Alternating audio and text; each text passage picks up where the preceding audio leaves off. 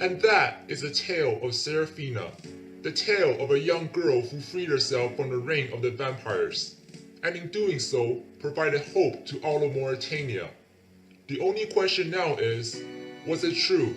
Did Serafina actually succeed in the theater? Did the vampires let her win? Did she even exist at all? I suppose it's largely irrelevant now. It doesn't matter what really happened. What matters is what people believe. For as long as people believe that Serafina freed herself, they will hope that they can do the same. And for as long as that hope survives, the vampires will continue to rule Morytania.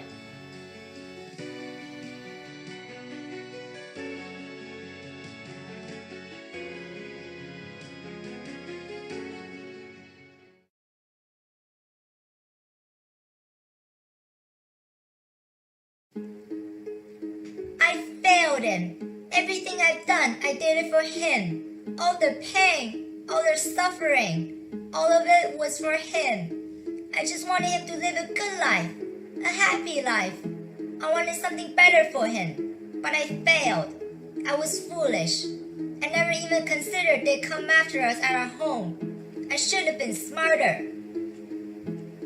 It happened last week. It seemed like a simple deal at the time. Food for weapons, a fair trade. Things went south though. I thought I'd given them a slip, but they followed me home. That's when he got involved. He should have let me handle it. I could look after myself. Not just myself. I used to be able to look after the both of us. Too late to dwell on what could have been though, what should have been. All it took was one cut. The blade must have been poisoned. Now, after everything, I'm losing the only family I've left. My baby brother is dying, and it's all my fault. I need to get help for him. I can't let him die. I won't let him die. They'll be tithing our sector in a couple more weeks, and he won't be well enough to cope, even if he survives that long. I've heard of a doctor in Sector 5. Maybe they can help. I don't have money, but there are other ways to pay. Everyone has a price. If I learned nothing else from my life, I've learned that. The doctor was a dead end, literally. Apparently, the vampires took him to Darkmeyer a few weeks ago. That makes him as good as dead, if he isn't already. It wasn't all for nothing though. Just when I thought all hope was lost, things took an interesting turn. As I returned home, I was confronted by a strange-looking man wearing a large medallion. The human disguise didn't fool me. He was far too clean to actually live in this hellhole. He was a vampire. I told him he didn't scare me. He just laughed. At that point, he came closer and called me by my name. He told me he had an offer for me, one I wouldn't be able to refuse. It's not the first time I've heard that before. I'm no idiot. Hope presents itself in mysterious ways. The strange vampire claims to have a way to save my brother. I don't know how he heard about us. Maybe I made too much noise when asking about that doctor. It doesn't matter now though. I have a chance to save him. I have to take it, no matter what it costs me. The vampire visited our home today.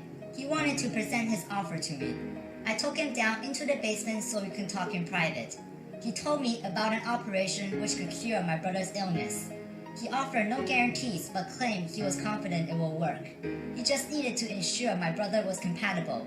Nothing comes free around here, especially when the vampires are involved. He had no reason to help us. He wanted something in return. I asked him what it was. When he told me, I felt a shiver go down my spine. At the point, I questioned if it was worth the cost. Was my brother worth all of that pain? I didn't debate for long though. Of course he was. For my brother, I will do anything. Not long to go until they take my brother. Apparently they have a secret lab where the operation will take place. He'll be safe there. The vampire promised me that. I asked him about my own operation. How much pain would there be? Would I remember anything afterwards? He was honest with me. By the time they're done, there'll be nothing left of the person I am now. I guess that's why I've been writing in this diary more, Soon it will be all that's left of me. Today is the day. They'll take my brother first. There's no need for him to know what I'm about to sacrifice. By the time my operation begins, he'll be fast asleep, recovering from his own. I know my brother better than anyone. He'll take a long time to understand my sacrifice. Maybe he never will. I hope one day he has a heart to forgive me.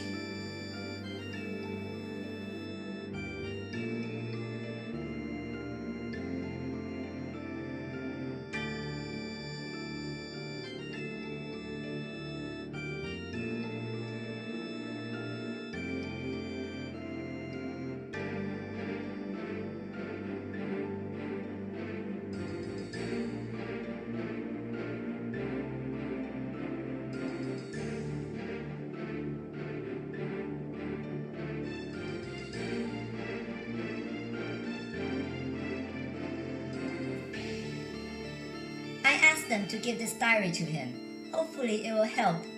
Brother, if you are reading this, know that everything I have done has been for you. I'm sorry.